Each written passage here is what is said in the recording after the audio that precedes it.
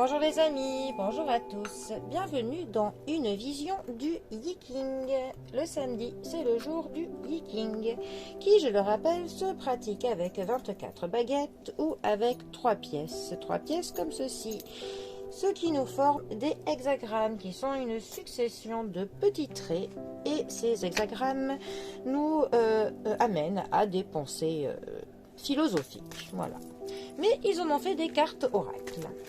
Alors, je me suis enfin décidée à trier les cartes que nous avions déjà fait. Ce sera plus simple.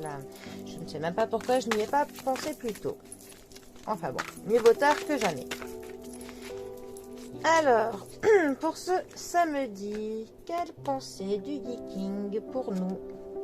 Nous avons la dispersion. Alors, la dispersion. Que va-t-elle nous raconter? Ah ben forcément, ça n'ira pas plus bas. C'est pas grave. Alors, la dispersion, vent en haut et eau en bas. Alors, je vous laisse un petit peu admirer. Là, je pense que vous le verrez bien. Rien ne dure éternellement, pas même les rochers ou les structures les plus rigides. De la même façon, tout ce qui nous fait obstacle disparaît avec le temps. Cette érosion des choses les plus inébranlables n'est pas une mauvaise chose, car en réalité, elle indique que quelque chose de nouveau est en train de se créer. Imaginez la banquise solide en hiver et affaiblie par la chaleur du printemps. La glace fond pour laisser place à un fleuve. Cette image suggère une situation dans laquelle de petits changements produisent de grands résultats au fil du temps. Être trop rigide peut mener à un individualisme démesuré, mais ce dernier peut être transformé par une force plus grande, comme une cérémonie inspirante ou une activité communautaire. Laisser fondre son cœur jusqu'alors gelé améliore toujours les conditions de vie de chacun. Avant le cœur, la première chose à faire fondre est la rigidité mentale, qui pourrait alimenter la sensation que l'on est séparé des autres. Essayez de travailler en étroite collaboration avec vos proches, en vous concentrant sur les activités communes qui puisent dans votre intégrité et votre bonne volonté.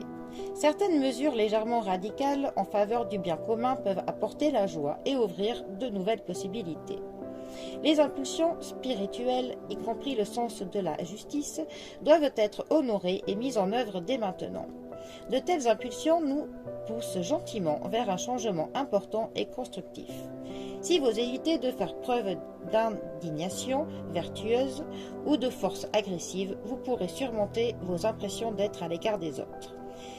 Si vous êtes actuellement engagé dans des affaires ou des partenariats qui stagnent ou ne fonctionnent pas, cette carte vous suggère d'y renoncer. Alors, déjà j'aime bien à la fin que quand on est dans une situation qui stagne, qui n'avance pas, parfois il est bon de dire non, il est bon de s'arrêter. Parce que parfois on veut trop pousser les choses et on va insister et à forcer le destin, ce n'est jamais bon. Parfois il y a tellement de signes en fait pour nous prévenir que l'on va dans une direction qui n'est pas la bonne, que en essayant de ne pas les voir, et ben, au final on se plante et on se mange un mur tôt ou tard. Donc je pense que parfois de abandonner quelque chose, ce n'est pas forcément de l'abandon qui est mauvais. Voilà, parfois il est bon de savoir dire stop. Ensuite, il est vrai qu'avec le temps, tout s'use, même les choses les plus dures. Là, ça nous parle de roches qui s'érodent au fur et à mesure du temps.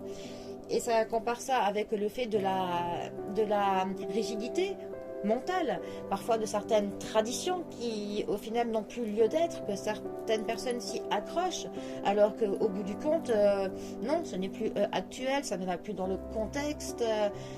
Donc il est normal parfois de laisser des choses qu'elles s'érodent et puis au final qu'elles s'amenuisent de plus en plus et qu'elles disparaissent. Il y a un temps pour tout et parfois je pense qu'il est bon de tourner la page sur certaines choses les unes après les autres. Il n'est pas bon de toujours vouloir continuer certaines choses parce que c'est comme cela. Non, il y a des choses qu'il faut garder, mais parfois en leur apportant quelques modifications, en les mettant au goût du jour, entre guillemets, mais voilà. Il est bon de s'adapter, on va dire, et du fait que l'on adapte certaines choses avec le temps qui passe, tout simplement. Voilà.